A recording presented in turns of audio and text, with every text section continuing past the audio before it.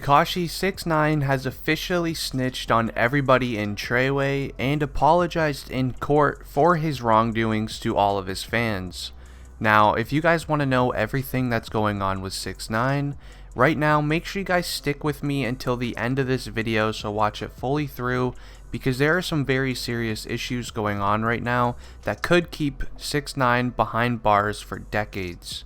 Also, if you guys are a fan of 6ix9ine or even just enjoy his music in general, leave a like on this video right now, because I am kind of curious to know how many people still like 6ix9ine. And if you would like to join our iPhone X giveaway, make sure you hit the subscribe button and then comment down below the message at the top of the screen, and then you will be entered to win.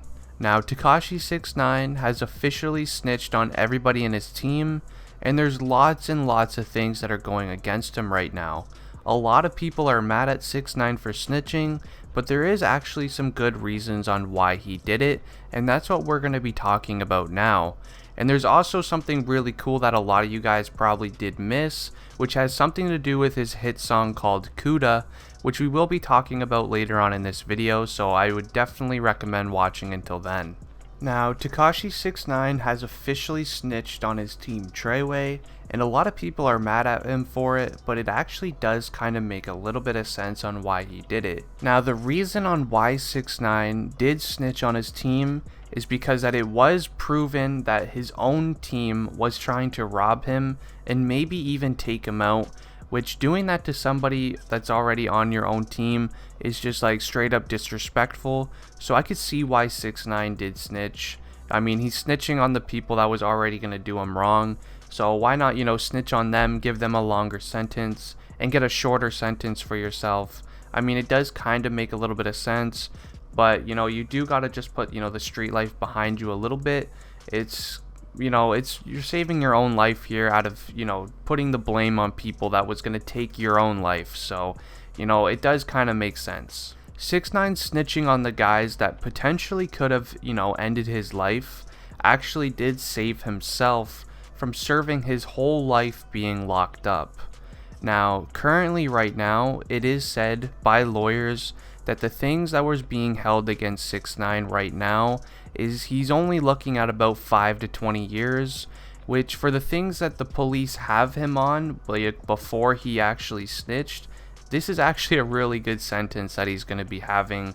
I mean, snitching, probably saved him from serving life to, 40 years. So, he is going to be actually able to walk out from being locked up.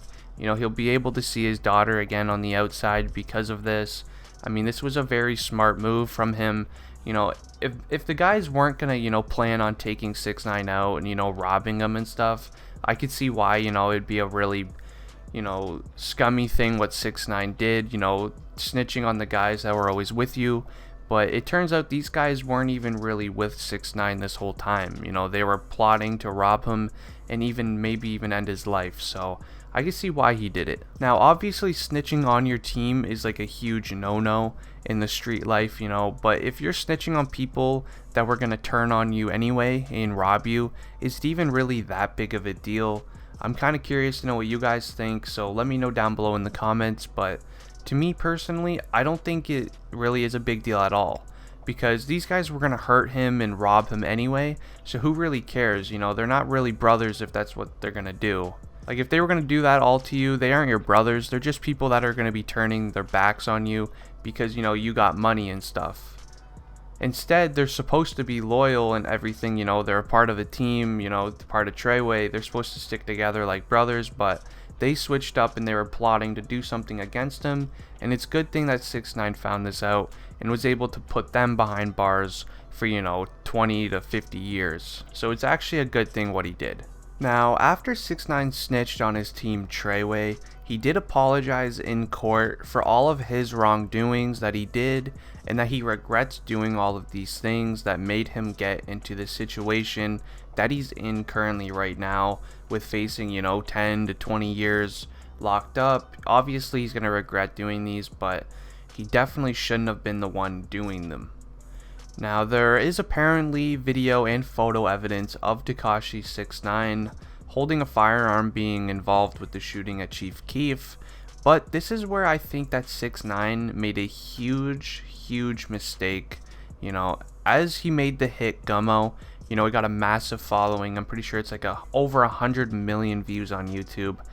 Even after he dropped his album Dummy Boy, knowing how much publicity he had and how much fame he had, all the followers and money, he should never be the one doing the actual crimes. Now, usually how it works with celebrities, or if you're like a big name rapper or anything like that, and that you lived the street life before it, like all your fame, as soon as you get your fame and wealth, you should never be the one holding any sort of firearm or doing anything. Usually that's what you use your money for if you're still about the street life at the time. You know, you still use the money to pay for security. They'll handle all of it. You know, they'll take the heat for it as long as you pay the money. I mean, they literally don't care. Like, as long as you got the money, you could pretty much get people to do anything, and that's what a lot of these big name rappers do. But for some reason 6ix9ine decided not to. This is a really dumb reason that, you know, 6ix9ine decided to. However, it would be a good idea for him to do these things, which obviously it's not a good idea. You thought it was, but clearly it's not. It's definitely the wrong play here in this situation, because now that he's locked up, you know, for a very long time, he just ruined a chance of a lifetime, literally like a miracle. Nobody really gets the shot that he did for, you know, having this large of a music career, all of this money, you know, all the friends and the fame, all the friends with famous people. Like, nobody gets that, you know. That's a miracle, and he just literally wasted it. He just put it down the drain.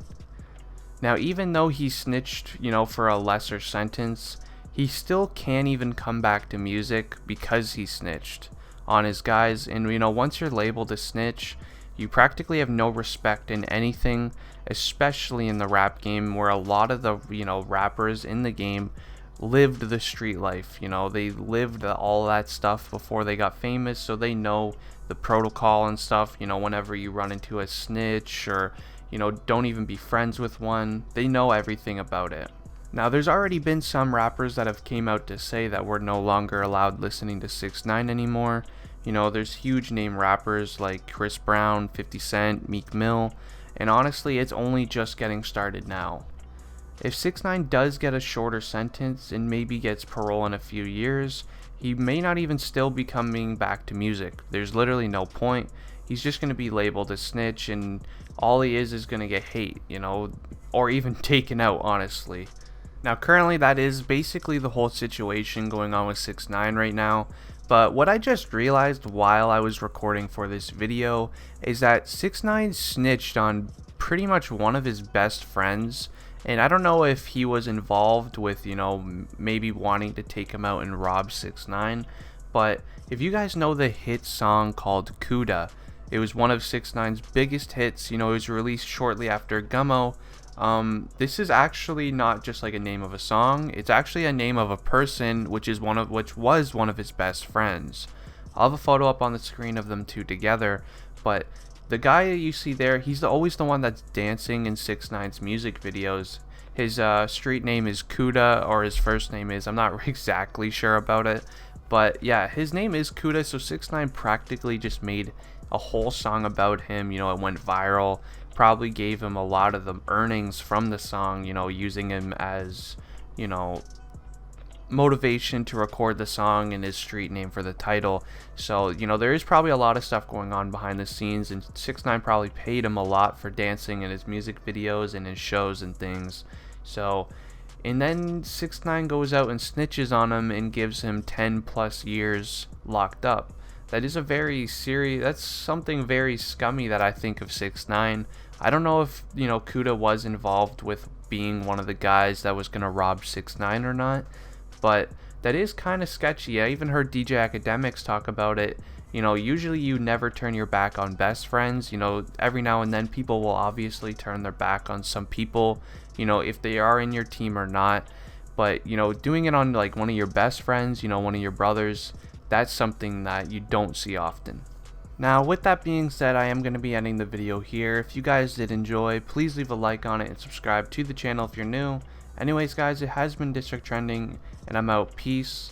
Also, if there is any other videos you want me to make about 6ix9ine, just be sure to comment them down below and I will be sure to make them. Anyways, bye guys.